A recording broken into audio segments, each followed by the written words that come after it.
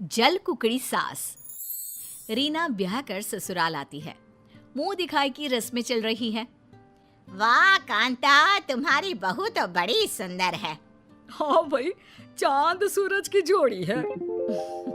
अच्छा अब नजर मत लगाओ, रात बहुत हो गई है। सब अपने घरों को जाओ, बहू को भी आराम करना है। रीना मन ही मन खुश हो रही है। उसे अपनी सास पर प्यार आ रहा था, जो उसकी इतनी तारीफ सुनकर प्रसन्नता से फूली न समा रही थी। सास में उसे माँ दिखाई दे रही थी। मेहमान जाने लगते हैं।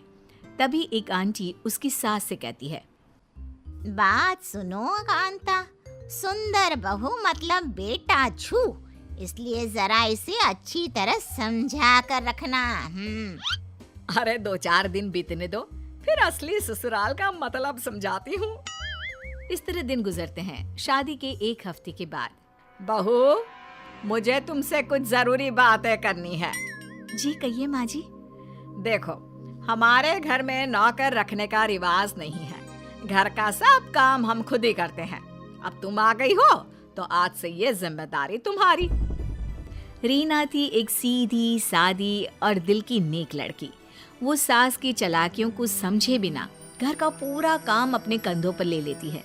अब वो दिन रात काम में लगी रहती। उसके पास इतना भी समय नहीं होता कि वो 2 घड़ी शांति की सांस ले, एक पल पति के साथ भी बिता सके। रात को थकन से चूर जब कमरे में आती तो पति देव मुंह फुलाए सोते मिलते। कल से इनके घर आने से पहले सारा कामकाज निपटा लूंगी। लेकिन सास को शायद उसका मन पड़ना भी आता था। इसीलिए तो विनोद के आने से पहले वो बहू को रोज किसी नए काम में लगा देती, जिस वजह से धीरे धीरे रीना और विनोद में दूरियां आने लगी। सुनिए जी, कल इतवार है, आपकी छुट्टी रहेगी, कहीं घूमने चले क्या? शक्ल देखिए अपनी, बढ़िया आई मेरे साथ घूमने वाली। पति का ये कटाक्ष वो सहन नहीं कर पाती और रोने लगती है। अरे क्यों रोकर मनहूसियत फैला रही है? सही तो कह रहा है विनोद, पहले अपनी सूरत देख, फिर कहीं जाने की बात कर। शादी के शुरू के दिनों में तो लेकर जाते थे, फिर अब क्या हो गया? तब तुम मेरी पत्नी थी, घर की नौकरानी नहीं। पति की बात सुन रीना हक्की बक्की खड़ी रह जाती है। उसकी जुबान से एक शब्द भी नहीं निकलता। वो तो अपने कम अकल पति को ये भी नहीं बता पाती कि इस घर को अपना मानकर सबके दिल में जगह बनाने के लिए वो अपनी हड्डियां घिस रही हैं। पति और सास की बातें उसे दुख तो पहुंचाती है, लेकिन वो रोकर खुद को कमजोर नहीं दिखाना चाहती, इसलिए एक नई सोच के साथ अपने मन को मजबूत कर लेती है। अगली सुबह, अरे बहू, उठना नहीं है क्या आज? चल जल्दी से नाश्ता दे मुझे। 2-4 आवाजों के बाद भी जब बहू नहीं आती तो सास उसके कमरे का दरवाजा पीट डालती है। क्या है माँ, छुट्टी के दिन तो कम से कम सोने दो। कमरे में लेटी रीना मन में मुस्कुरा रही होती है। इधर सास को हैरानी होती है कि तड़के उठने वाली बहू को आज क्या हो गया। अब रोज यही होने लगता है। रीना के मन में होता तो काम करती, वरना सब यूं ही पड़ा रहता। फिर वो पति के आने से पहले सज धज कर तैयार हो जाती। अब लग रही हो ना वही पहले वाली रीना। आज कहाँ चलने का इरादा है? आज समुद्र किनारे चलते हैं। माँ, हम खाना बाहर ही खा कर आएंगे। ये सब देख कांता के दिल पर सांप लौट जाते हैं। वो अचानक बहू की ऐसी काया पलट देख सोच में पड़ जाती है। वाह रे, ये तो ऐसे पलटी जैसा गिरगिट। चलो वो तो अपना खून नहीं, पर बेटे ने भी माँ को झूठे मुंह ही सही साथ चलने को ना कहा। आने दो इनको, मैंने भी रंग में भंग ना डाला तो उसकी सास नहीं।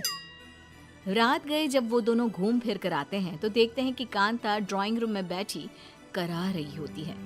अरे क्या हुआ माँ, आप अभी तक सोई नहीं? तबीयत तो ठीक है ना? तबीयत को क्या होना है, बस शाम से कुछ खाया नहीं, खाली पेट चक्कर आ रहे हैं। बहू से कहना कुछ बना दे मेरे लिए। सास की बात सुनकर रीना किचन में चली जाती है। अभी इसे दोबारा पहले वाले रंग में लेकर आती हूँ। तभी रीना रसोई से बाहर आती है, जिसके हाथ में खाना देख सास चौंक जाती है। लीजिए माँ जी खाना। है?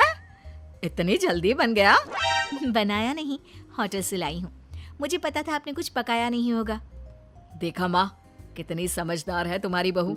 हैं? इस विनोद के तो रंग ढंग ही बदल गए हैं। ऐसा क्या घोल कर पिला दिया है जोरू ने? अब रीना सास को ऐसे देख मजे ले रही होती है और सास बेटे बहू के ये तौर तरीके देखकर जलने गुड़ने लगती है। बहू जिसे बेटे के दिल से उतारने के लिए काम की भट्टी में झोंका था, जिसे मेरा बेटा कभी नौकरानी से ज्यादा कुछ ना समझता था, आज वही बहू उसके दिल पर राज कर रही है। जी चाह रहा है इसे अभी धक्के मारकर घर से निकाल दूं। क्या सोच रही हो माँ? है? कुछ नहीं बेटा, कुछ नहीं। मैं बताऊं माँ जी आप क्या सोच रही हैं? अच्छा जी, तुम्हें ये भी पता है? बताओ बताओ। माँ जी का जी कर रहा है कि वो मुझे इस घर से निकाल दे। क्यों माँ जी, मैंने ठीक कहा ना? अरे माँ भला ऐसा क्यों सोचेंगी? क्योंकि माँ जी को इस बात से इनसिक्योरिटी है कि घर में इतनी सुंदर बहू आ गई और कहीं इस वजह से उनका बेटा उन्हें भूलकर सिर्फ पत्नी के पल्लू से ना बन जाए। रीना की बात सुनकर कांता चौंक जाती है। वो समझ जाती है कि रीना को उसके इरादों की खबर हो चुकी है, लेकिन कहीं ना कहीं कांता के मन पर भी इस बात का बोझ था। बहू मुझे माफ कर दे।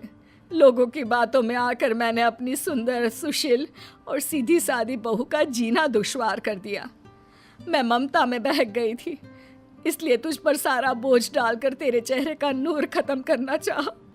मुझे माफ कर दे बहू। सास की आंखों में पश्चाताप के आंसू आ जाते हैं, जिसे देख बहू और बेटा दोनों ही उसे गले लगा लेते हैं।